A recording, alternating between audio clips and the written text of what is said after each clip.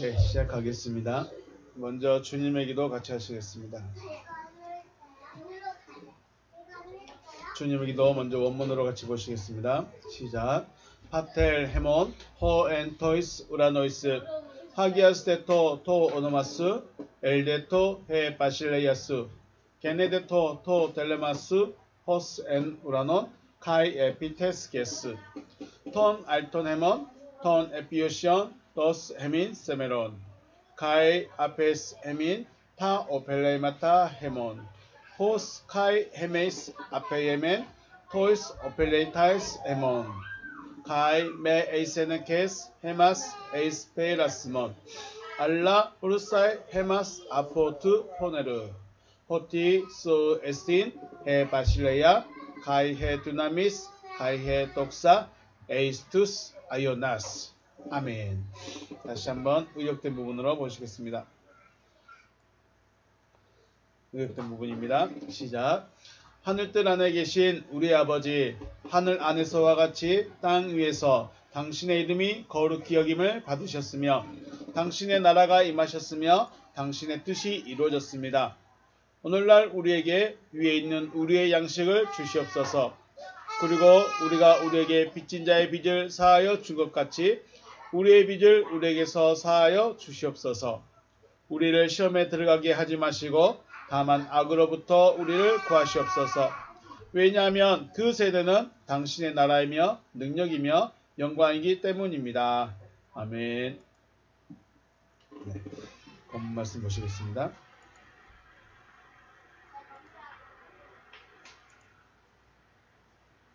갈라디아서 3장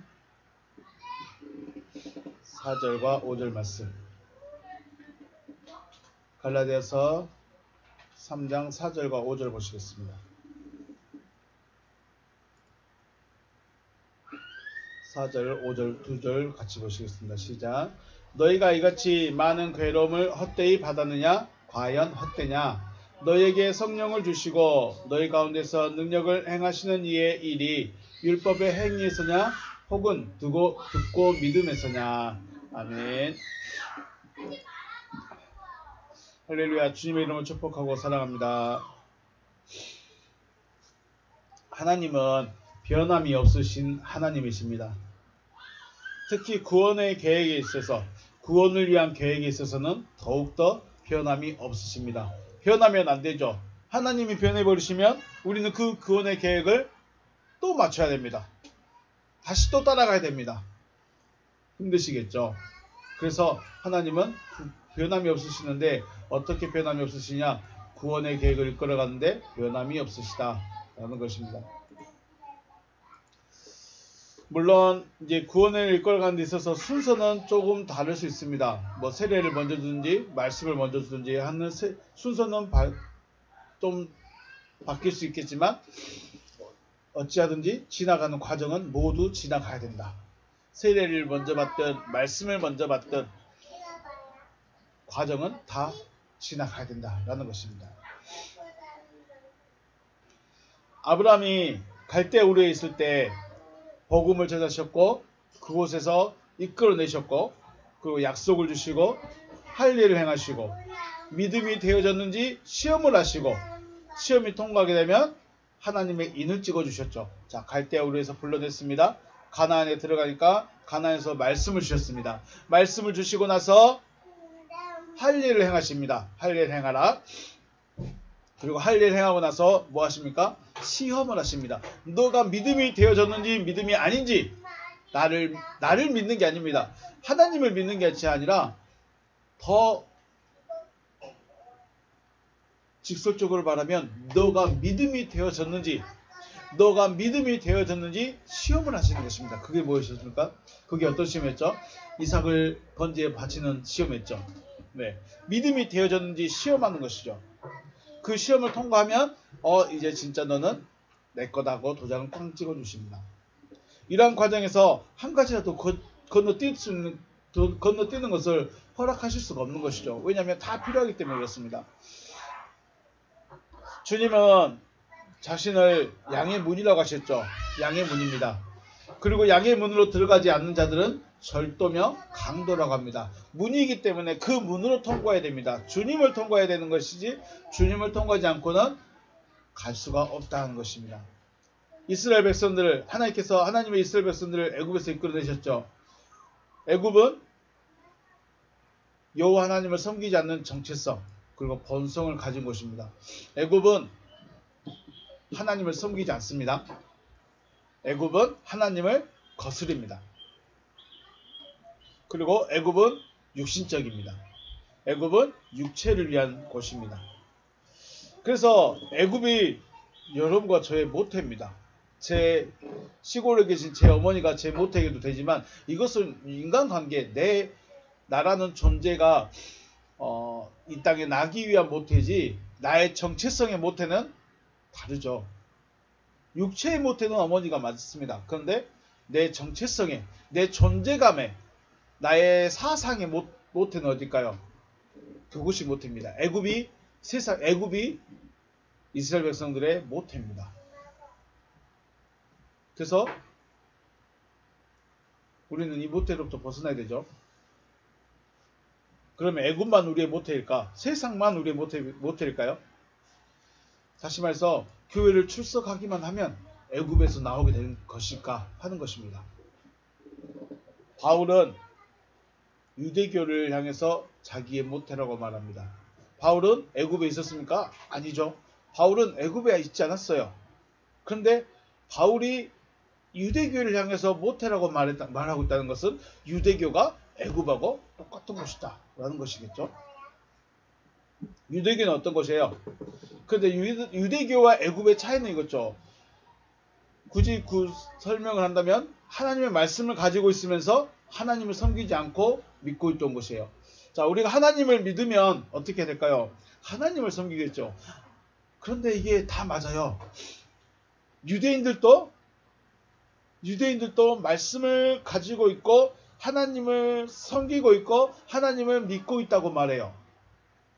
그런데 바울은 아니다라고 하죠. 애굽은요. 애굽에 있던 백성들도 비슷하긴 합니다. 약속을 가지고 있고 하나님이란 분을 알고 있고 또 하나님을 섬긴다고 말하고 믿고 있다고 말하지만 실상은 누구를 섬기죠? 바로를 섬기고 있죠. 거기가 모태예요. 자, 유대교는 어떤 것이었습니까? 유대교는 말씀도 가지고 있고 하나님을 섬긴다고 말하고 있고 하나님의 법을 준행하는 사람들이라고 말하고 있는데 실상은 교회를 멸하고 하나님을 핍박하는 곳이죠. 하나님을 반대하는 곳입니다. 그런데 자기가 그걸 하고 있으면서 교회를 핍박하고 있으면서 하나님을 반대하고 있으면서 알까요? 모를까요? 모른다는 게 문제죠. 자기 믿음대로 하는데 그 믿음이 하나님을 반대하고 있는 거예요. 그런데 자기를 몰라요. 그것이 어디라고요? 유대교. 모태. 결국 하나님과 하나 되어지지 않는 존재적 상태 자체가 애굽이죠. 하나님과 하나 되어지지 않는 그 존재적 상태 자체가 애굽이에요. 애굽은 어디를 가니까 어디를 떠나니까 교회를 안 다니니까 애굽이 아니고 세상이 아니고 하나님과 하나 되어지지 않는 그 자체가 바로 애굽이고 세상이고 또 유대교와 같은 것이죠. 그래서 하나님은 이러한 존재적 정체성에서 이끌어내시고자 하시는 것이죠. 끄집어내야 됩니다. 하나님은 끄집어내요. 근데 이 끄집어내는 게 자기가 열심히 믿고 있다고 하니까 자기가 열심히 하나님을 사랑한다고 하니까 하나님의 음성이 들릴까요? 안 들릴까요? 안 들려요. 만약에 아브라함도 그랬을까요? 아브라함이 갈대아 우르에 있을 때 하나님 저 여기서 진짜 하나님 잘 섬길게요. 하나님 저 여기서 진짜 하나님을 사랑할게요. 하면 하나님이 아니야 나와. 너 나와야 돼. 하는데 아니요 하나님 저 여기서 진짜 잘 섬길게요. 하면 하나님께서 끝까지 불러냈을까요? 아니 아브라함이 떠나고 싶었을까요? 자기 믿음의 확신을 가져버리면 하나님의 음성이 안 들리는 거죠. 바울이 왜 유대교를 향해서 자기 모태를 유대교라고 말하고 그곳을 나와야 된다고 말하고 그곳을 나오는 것이 생명 얻는 것이라고 말하고 있을까요? 우리는 고민해 봐야 됩니다. 신앙생활을 그냥 예배 시간 1시간 나와서 저 하나님 섬깁니다 해버리면 나머지는요. 결국 하나님 말씀 생각 안 하고 있다는 거잖아요. 하나님은 여기서만 만나는 것이고 내 삶은 내가 살아가 버리는 것입니다. 하나님은 그래서 이러한 정체성에서 이끌어내시고자 말씀을 하시는 것이죠. 그래서 사람은 자신이 알고 있는 것이 정답입니다. 그죠? 내가 알고 있는 것이 정답이고 내가 알고 있는 것이 내 믿음이에요. 또 한 가지가 다수가 인정하는 것이 정의입니다. 그게 맞는 거예요. 다수가 모든 사람이 다 인정하는 것이 정의고 맞는 거예요. 그렇기 때문에 자신이 알고 있는 정답을 양보할 수가 없고 다수가 인정하는 정의를 벗어날 수가 없는 것이죠. 그거 벗어난 걸 두려워하는 것이죠.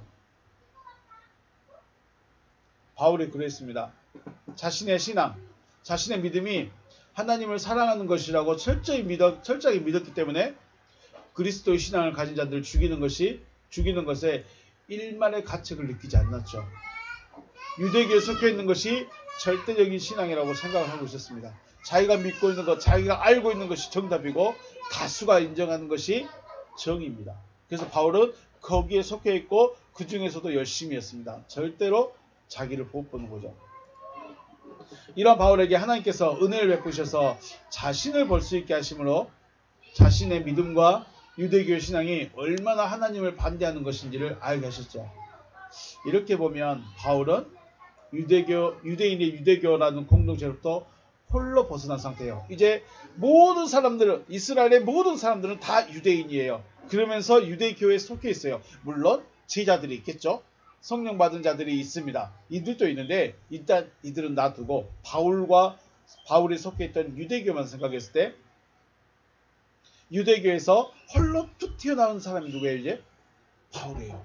바울은 알아요. 이 유대인의 유대교의 실체가 무엇인지를 이제 여기서 톡 튀어나와 보니까 아는 거예요. 우물 밖에 나와 보니까 내가 우물 안에 있었구나 라는 걸 알 수 있었다는 것이죠. 그렇다고 바울이 외로워하거나 자신의 믿음이 흔들렸거나 했을까요? 바울이 내가 유대교라는 이 공동체에서 특히 유대인들은 그러죠. 공회라는 이 공동체라는 이 무리에 반드시 속해 있어야 되죠. 여기서 쫓겨나면 하나님의 백성이 아니다라고 하기 때문에 반드시 여기에 속해 있어야 돼요.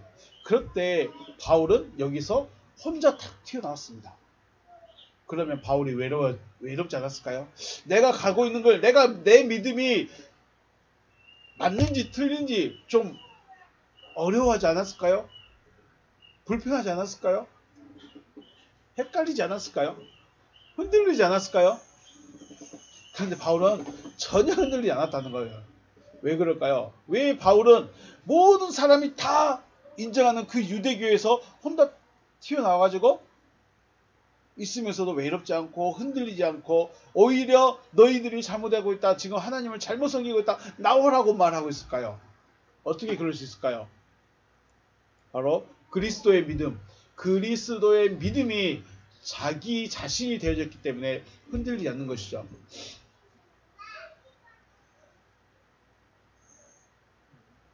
믿음이라는 게 이겁니다. 지식으로 남아버리거나 배운 것을 들어가지고 있는 것과 나아가 되어지는 것은 전혀 다른 문제입니다. 전혀 다른 거예요. 알고 있어 하고 그것이 내 생활이 되고 삶이 되는 것, 습관이 되고 나 자신의 정체성이 되는 것은 전혀 다른 것입니다. 믿음은 자기 자신이 돼버린 겁니다. 그리스도께서 바울 자신이 돼버린 거예요. 더 쉽게 말해서 바울은 몸뚱아리만 빌려줬어요. 몸뚱아리만 빌려줬고 그 안에 누구예요? 그 안은 그리스도인 거예요. 그러니까 안에서 움직이는 대로 육체는 움직일 뿐인 거죠. 그래서 흔들리지 않는 것입니다. 저와 여러분에게도 자신을 돌아볼 수 있는 하나님의 은혜가 있어서 자신의 믿음, 신앙과 믿음, 그리고 다수라는 정의가 아닌 하나님의 믿음에 서 있을 수 있으시기를 주님의 이름으로 축복합니다. 네, 다른 건 아닙니다. 모든 사람이 다 맞다고 할지라도 하나님이 맞다고 인정해 줘야 되겠죠. 모든 사람이 다 틀리는데 하나님이 맞다고 하면 그게 맞는 거 아니겠습니까? 모든 사람이 너 아니야. 모든 사람이 너 그 가르치면 안 돼. 모든 사람이 다 아니야 라고 말할 때 어떻게 해요? 하나님이 그래도 하나님이 인정해 주시면 그게 맞는 거죠. 사람 다수가 아니라 하나님이죠.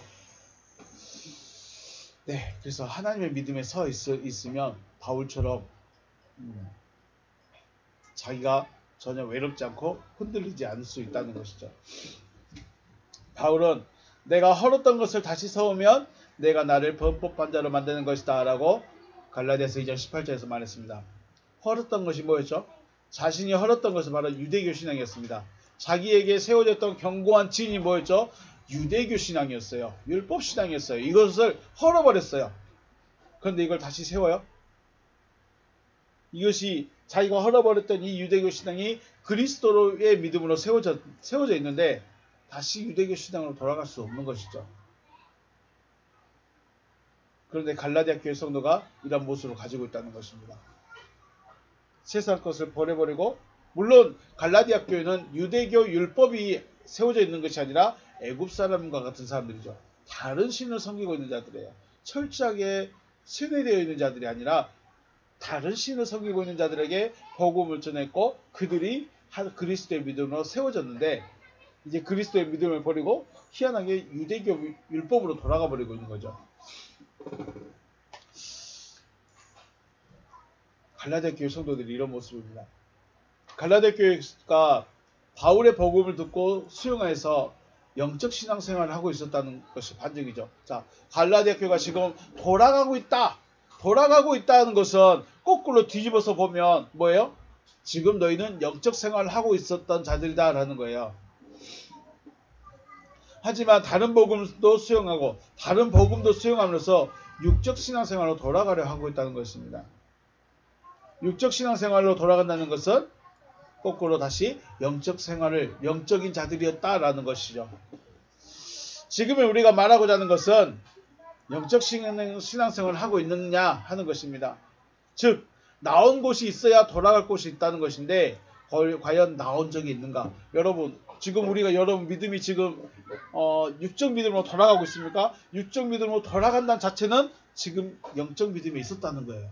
영적 믿음이 있어야 내가 돌아갈 곳이 다시 세상으로 돌아갈 수 있다는 거예요. 그런데 처음부터 세상에 있는데 돌아갈 곳이 있을까요? 없어요.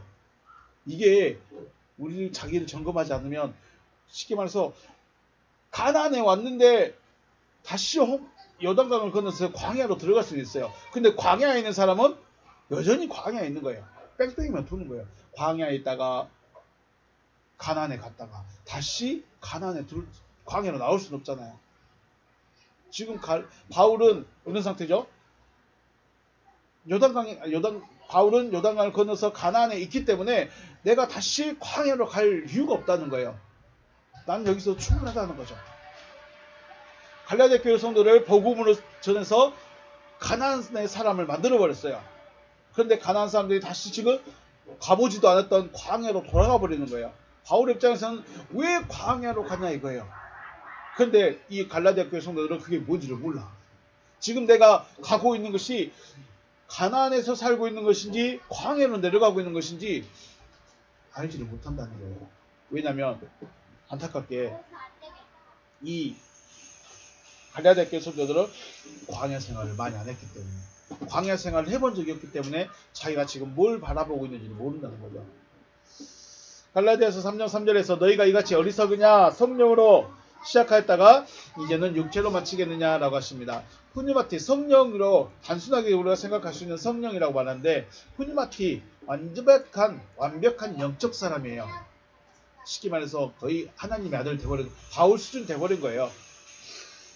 하나님의 영적 사람, 완벽한 영적 사람으로 시작했는데 육체 마찬가지입니다. 완벽하게 세상으로 돌아가 버리겠냐 이거죠.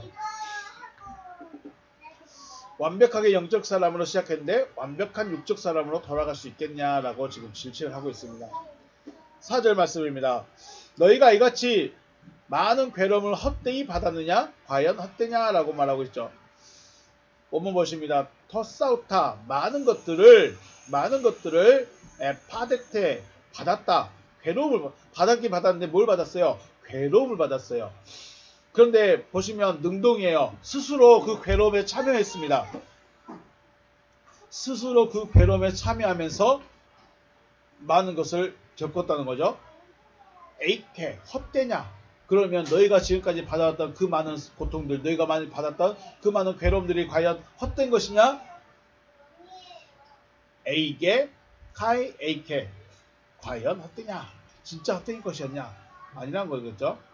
갈라디아 교회 성도들은 교회가 영적 신앙생활을 하였는데 쉽게 말해서 성령을 받고 신앙생활을 하기 위해서 많은 괴로움을 받았습니다. 신앙생활을 한다는 게 단순히 교회만 다니면 되는 것이 아니었죠.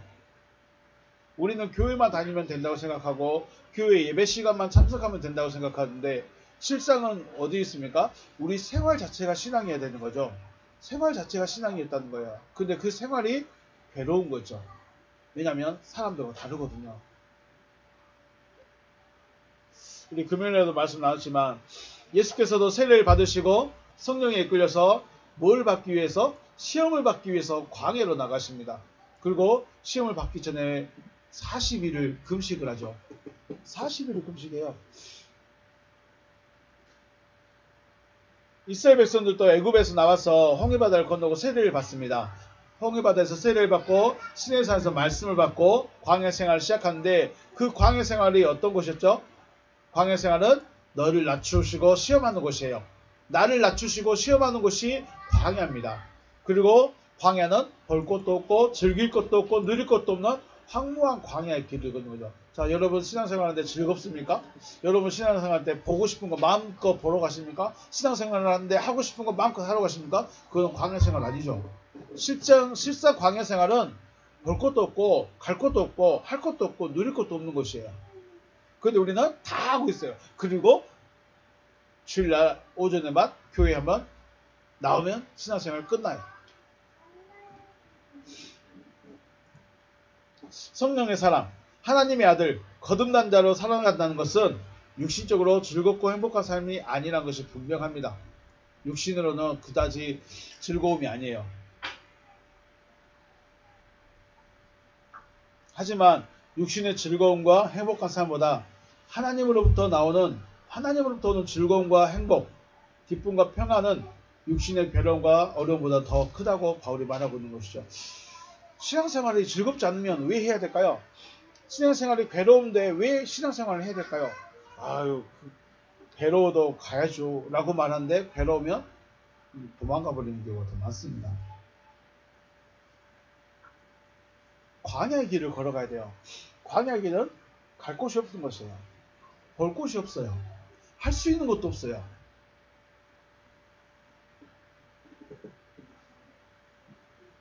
행복할까요? 갈 곳도 없고 할 것도 없고 또 볼 것도 없고 먹을 것도 없고 행복할까요?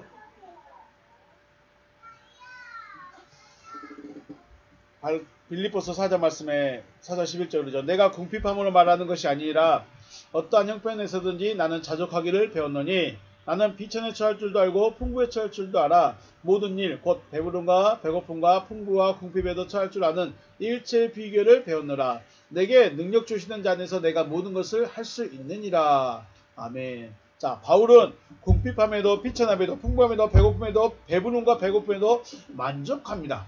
만족할 수 있는 비결이 있다고 말합니다. 육신적으로는 궁핍하면 안 되죠. 육신적으로 비천에 처하면 안 되겠죠. 그런데 그거하고 상관이 없다는 겁니다. 내가 가난할 수도 있고 부자가 될 수도 있고 배가 고플 수도 있고 배가 부를 수도 있고 귀할 수도 있고 비천할 수도 있어요. 그런데 어떤 상황과 어떤 형편과 어떤 처지와 상관없이 나는 만족한다라고 말합니다. 그런데 이것을 배웠는데 어떻게 배웠어요? 내게 능력 주시는 자 안에서 이것들을 할 수 있어요. 그럼 내게 능력 주시는 자 안은 뭐예요? 내게 능력 주시는 자 안은 내가 어떤 상황에서든지 만족하게 해주시는 분이에요. 내게 능력을 주시는 자 안에 있다는 것은 내가 시험을 합격하고 시험을 하고 내게 능력 주신 자 안에 있으니까 내가 뭐랄까요? 내가 하고 싶은 걸 할 수 있다는 게 아니에요. 내가 하고 싶은 걸 할 수 있기 때문에 내가 주님 안에 들어가지. 그거는 주님을 모르는 거죠. 주님은 어떤 상황과 형편과 처지에서든지 만족할 수 있게 해주시는 능력을 주시는 분이죠. 그래서 바울은 지금 우리에게 이 삶을 살아가고 하는 거죠. 성령 받은 후, 즉 광야 생활에서 고난은 헛된 것이 아니라 가나안에 들어갈 수 있는 약속이 이루어질 수 있게 하기 위함이기 때문에 결코 헛된 것이 아닙니다. 광야는 분명히 힘들고 어렵고 외롭고 춥고 덥고 먹을 것 없고 갈 것 없고 벌 것 없고 할 것 없는 곳이긴 하지만 분명히 여기를 지나야만 어디로 들어갈 수 있어요? 가나안에 들어갈 수 있어요. 그러면 이 고난의 시간들, 이 어려움의 시간들이 결코 헛된 시간이 아니에요. 어디로 가는 거기 때문에? 가나안에 들어가는 것이기 때문에. 그런데 가나안에 못 들어가 버리면 이게 어떻게 될까요? 이게 문제라는 거죠. 가나안에 못 들어가면 이게 헛것이 되는 거예요. 그러죠. 가나안에 못 들어가면 헛것이지만 가나안에 들어가게 되면, 그런데 우리가 왜 가나안에 들어갈 수 있다고, 그리고 이 고난이 헛된 것이 아니라고 말할 수 있을까요? 우리는 이미 시내산에서 약속을 받았고 가나안에까지 하나님이 가나안을 주겠다고 약속하셨기 때문에. 그럼 이곳에서 시험은 뭐예요? 내가 낮아지고 시험을 받는 그 기간 동안에, 그 시간 동안에 내가 믿음이 되어졌는가를 확인하는 시간이에요. 믿음이 되어지면 이거는 그냥 들어가는 거예요. 그냥 믿음이 안 되기 때문에 믿음이 될 때까지 하나님께서 돌리시겠다는 것이죠.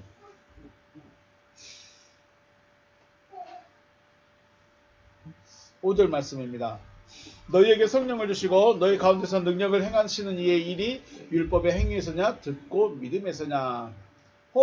운 그러므로 그가 에피코레곤 확실하게 주셨다요. 확실하게 주셨다. 확실하게 주고 계신다. 현재 능동이니까요. 휘민 너희에게 확실하게 무언가를 주고 계신다. 토푸뉴마 그 영을 확실하게 주시고 계신답니다.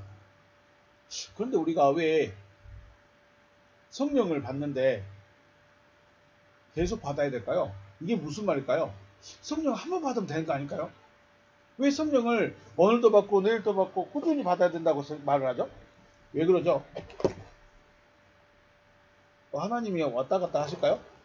하나님이 왔다 갔다 하시기 때문에 오늘도 받고 내일도 받고 꾸준히 받아야 될까요? 갑자기 그런 생각이 들었습니다. 이게 뭘까? 성령을 왜 또 꾸준히 받죠? 넘어가겠습니다. 카이 에네르곤 일하신다. 디나메이스 능력을 힘인 너희들 안에 능력으로 일하신다. 너희 안에서 능력으로 일하신다. 일하시는 능력으로 일하신다. 여기 기록을 안 했네요. 엘곤 너모 헤 아퀘스 디스테오스. 율법의 행위, 율법의 일로 붙어있냐? 듣고 믿음으로 붙어냐? 자, 우리 안에서 능력으로 일하시는 자, 우리 안에서 일하시는 능력을 행하시는 그가 과연 율법의 행위로 붙어냐? 듣고 믿음으로 붙어냐? 라고 말하고 있죠. 자, 너희에게 성령을 주시고 있다라는 말은 너희에게 성령을 확실하게 성령을 주신다. 네, 이 말은 뭔 말이냐면 갈라디아 교회가 확실하게 성령을 받았다라는 것을 다시 한번 확인시켜 줍니다.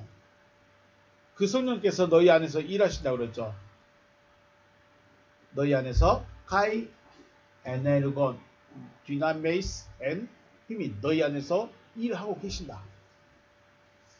성령이 내 안에서 일하고 계시면 우리는 그 상황을 내적 역사라고 말합니다. 안에서 일하십니다. 물론 밖에서도 일하시겠지만 안에서 일하시는 분입니다.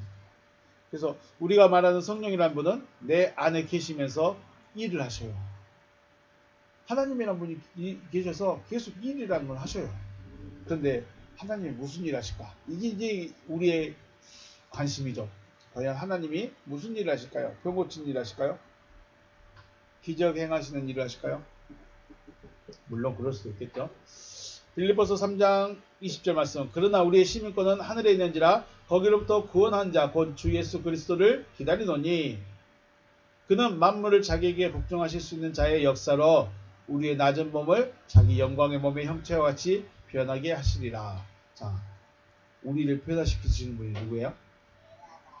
주 예수 그리스도라고 말하죠. 그리스도께서 우리를 변화시킵니다. 어떻게 해요? 자기에게 복종할 수 있게 하시고 자기에게 복종할 수 있는 자로 바꿔가는 겁니다. 이게 뭔 말일까요? 자기에게 복종하게 한다. 이게 무슨 의미를 말할까요? 결국은 자기 걸로 만들어버리는 거예요. 자기화시키는 겁니다. 그래서 자기 영광의 몸의 형체와 같이 변한다. 이렇게 형체라고 말해버리니까 우리가 뭐랄까요? 몸이 변해버린 것처럼 생각할 수 있는데 실상은 몸이 변한 것이 아니라 우리 속이 변해버리는 것이죠. 그리스도께서 내 안에 계셔서 자기의 형체와 같은 형체로 변화시키는 일입니다. 이것을 뭐라고 하냐면 그리스도의 속성을 가진 자를 말하는 것입니다. 우리 바울이겠지만 바울이 다메섹에서 주님 만났을 때 육체가 변했을까요? 속이 변해버렸을까요? 속이 변해버렸죠. 육체는 그대로예요. 육체는 사실 볼품없는 모습 그대로 있을 수 있는데 뭐가 바뀌었어요? 속이 바뀌었죠. 뭘로요? 그리스도로 바뀌어버렸죠. 원래는 육체 안에 자기 정체성, 자기 것이 딱 들어있었는데 그리스도가 들어와 버리니까 자기 것이 딱 빠져버리고 그리스도로 채워져 버렸어요. 그러니까 겉은 그대로인데 그리스도가 속에 들어와 버린 거죠. 이게 자기 형상으로 변화시키는 일을 하시는 거예요. 그리스도는 내가 나한테 어떤 시험 잘 보게 해주고 능력 행하게 해주고 일 잘 되게 해주고 이 일을 하시는 것이 아니라 나를 누구 걸로 만드는 거예요? 그리스도 걸로 만들어가는 일을 하시는 거예요. 근데 우리는 다른 일을 생각하고 있죠. 그래서 고린도전서 3장 16절 너희는 너희가 하나님의 성전인 것과 하나님의 성령이 너희 안에 계시는 것을 알지 못하냐. 자, 우리 안에 누가 있다고요? 내가 하나님의 성전이고 하나님의 성전이니까 누가 계셔야 돼요? 하나님이 계셔야죠. 자, 하나님의 집이면 누가 계셔야 돼요? 하나님이 계셔야 돼요. 근데 하나님의 성령이라고 말하고 있죠. 하나님의 성령이라고 말하고 있습니다. 하나님의 성령이라고 말하고 있습니다. 하나님의 성령이 너희 안에서 오이케오 거주하고 계신다. 머물고 계신다라고 하십니다. 자, 하나님의 성령은 너희 안에 계십니다. 즉 사람 안에 거하는 거죠. 우리 몸뚱 안에는 성전, 그리고 내 안에는 누가 오셔요? 성령, 그분이 오셔요. 근데 또 요한복음에 보면 내가 갔다가 너희에게로 오겠다 뭐 이런 말씀하시죠. 그러면 결국 그분이 혼자 북치고 장구치고 혼자 다 하고 계신 거예요 지금. 네.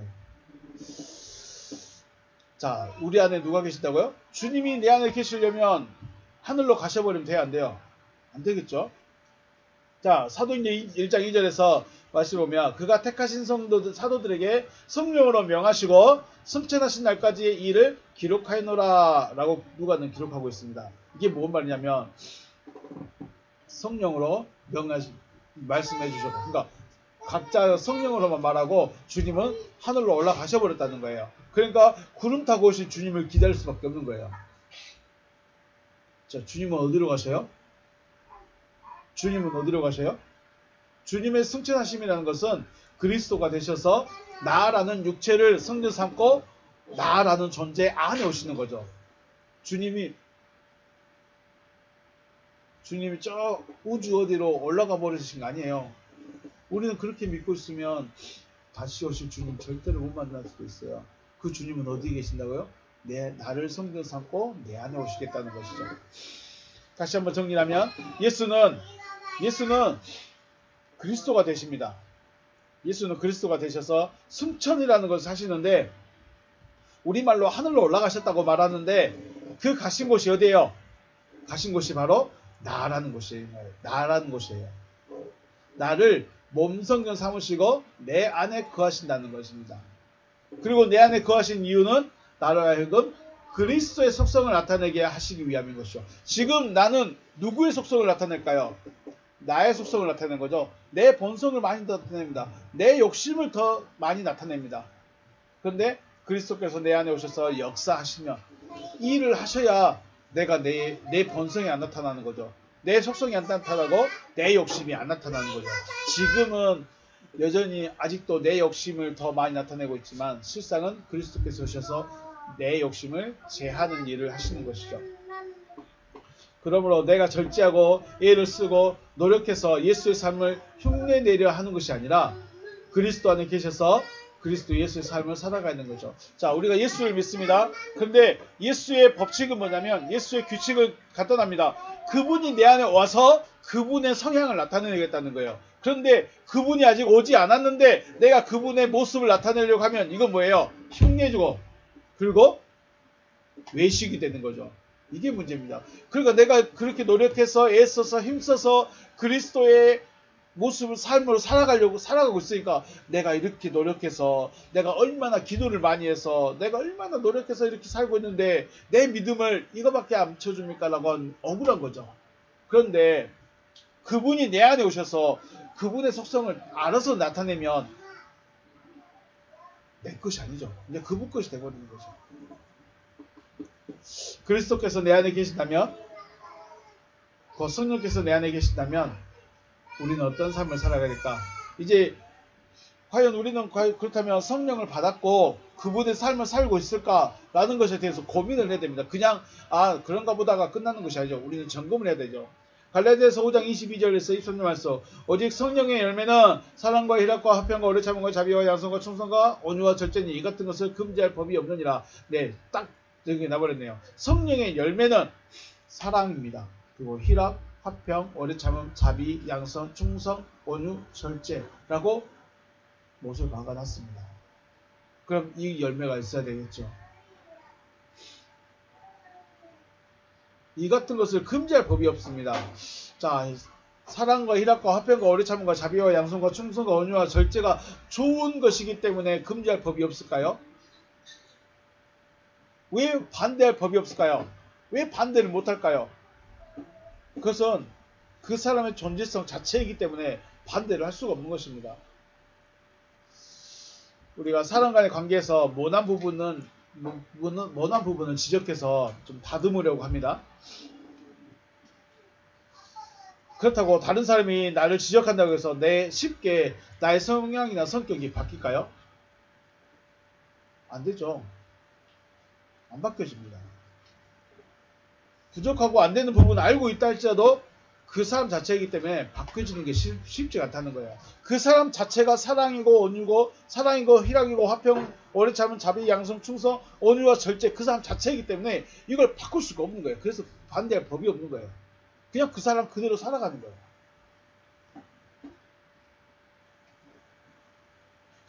성령의 사람 속성은 9가지로 나타나는 거죠. 이 9가지 중에 몇 가지나 있을까요?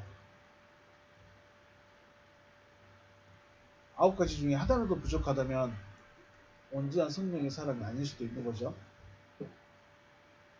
성령은 9가지 연매를 단번에 나타나게 하실 것입니다. 왜냐하면 그게 정치성이기 때문에, 그게 속성이기 때문에. 성령의 열매는 사랑과 희락과 화평과 오래 참음과 자비와 양선과 충성과 온유와 절제입니다. 이게 성령의 사람의 대표적인 속성이죠. 이걸 내가 노력해서 할 수 있을까요? 갈라디아서 5장 17절, 육체의 소욕은 성령을 거스리고 성령은 육체를 거스리나니 이 둘이 서로 대적하므로 너희가 원하는 것을 하지 못하게 한다라고 하셨습니다. 너희가 원하는 게 포인트입니다. 너희가 원하는 게 뭐예요? 그런데 여기서 앞뒤의 문장을 보면 육체의 소욕에 대해서 더 많이 생각하고 있습니다. 너희가 원하는 것, 영적인 것들, 성령을 따라가고자 하지만 육체의 소욕 때문에 이루어지지 않는다는 것입니다. 그래서 성령의 인도함을 받아야 한다.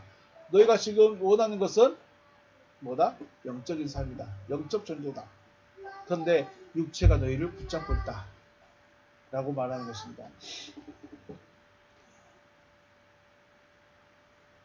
에베소서 5장 9절 말씀, 빛의 열매는 모든 착함과 의로움과 진실함에 있느니라. 그렇습니다. 착하고 선하고 의롭고 정의롭고 진실하고 양심적으로 살아가기 위해서 노력하는 것이 아니라 그런 사람이 되어지는 것이죠. 이게 그렇고 살고 있기 때문에 그 사람이 아니죠. 원래 착한 사람이 있어요, 진짜로. 원래 양심적인 사람도 있고요. 그 사람과 이 믿음의 사람과 차이가 뭘까요? 우리 고민해 봐야 됩니다. 로마서 6장 7절 말씀. 육신의 생각은 사망이고 영의 생각은 생명과 평안이니라. 육신의 생각은 하나님과 원수가 되나니 이는 하나님의 법에 불복하지 아니할 뿐이 아니라 할 수도 없다. 또 요한복음 3장 34절. 하나님이 보내신 이는 하나님의 말씀을 하나니 이는 하나님의 성령을 한량없이 주십니다. 성령을 받은 사람은 누구의 말을 한다? 하나님의 말씀을 말하게 되어 있습니다. 하나님의 말씀은 기록되어진 성경을 분석하고 해석해서 말하는 것이 아니라 속에서 말하게 하시는 그 말씀 말합니다.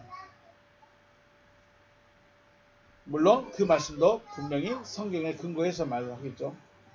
하나님은 성령을 주셔서 그리스도 또 아들의 삶을 살아가게 하는 거죠. 결국은 성령이 누구예요? 성령이 누구실까요?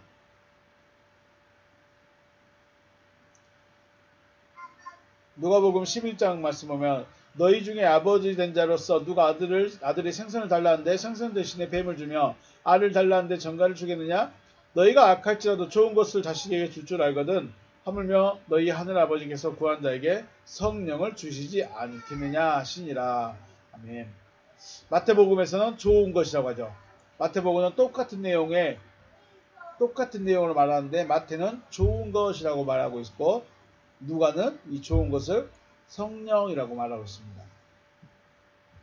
자, 성령을 받게 된 것이 율법의 행함으로 받았느냐 아니면 복음을 듣고 믿음으로 받았느냐 이것이 문제입니다. 율법은 아들의 삶이에요.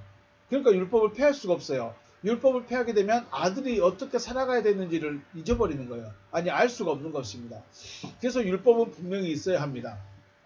그런데 내가 율법을 삶을 산다고 아들이냐 아들이 되어서 그 삶을 살 것인가 이것에 끝없는 논쟁인 거죠. 네. 내가 사니까 아들이 아니라 아들이니까 그렇게 살아가는 거예요. 곧 그렇게 되면 말씀대로 살아가는 자가 아들인 것이죠. 아들이 되기 위해서는 뭐를 받아야 돼요? 복음을 받아야 돼요. 율법을 듣고 행하기 때문에 아들이 아니라 말씀을 받아들여서 씨를 받아서 이 씨의 실체가 되어지는 것이 아들이죠. 이거는 아브라함이 뭘 들었다고요? 말씀을 들었죠. 네, 그래서 복음을 들은 겁니다. 그래서 하나님의 말씀을 들어야 되는 것입니다. 요한복음에서는 영접이라고 말하죠. 영접. 복음을 영접하는 것은 곧 말씀을 영접하는 것이고 말씀은 곧 누구시다? 그리스도시다. 말씀이 누구예요? 그리스도. 그분이에요. 그 말씀이죠.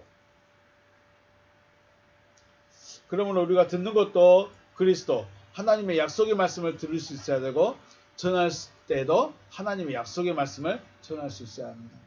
하나님의 약속의 말씀을 전한다는 것은 물론 그 사람에게 그 사람의 마음에 주신 것을 말하면 되겠지만 기본적인 골자는 뭐겠습니까?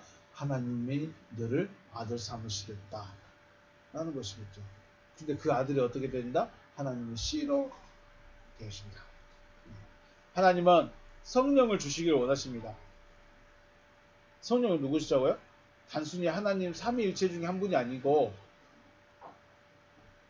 그분의 다른 이름인 것이죠. 성령은 육신의 예수께서 그리스도로 환원되셔서 내 안에 오신 분입니다. 성령이 누구시라고요? 예수가 그리스도가 되셔서 내 안에 오신 상태를 성령이시다 라고 말합니다. 그리스도께서 오셔서 나를 그리스도에게 복종하게 하셔서 그리스도의 삶을 살아가게 하는 것입니다. 그러므로 그리스도와의 연합, 하나 되는 사람은 그리스도의 삶을 살아간다는 것입니다. 하나님의 약속의 말씀이 마음에 새겨지고 설치되어져서 그리스도의 삶을 살아가시는 또 하나님의 말씀의 실체의 증인이 되어질 수 있는 여러분과 제가 되어지시기를 주님의 이름으로 축복합니다. 네, 오늘 여기서 마치겠습니다. 수고하셨습니다.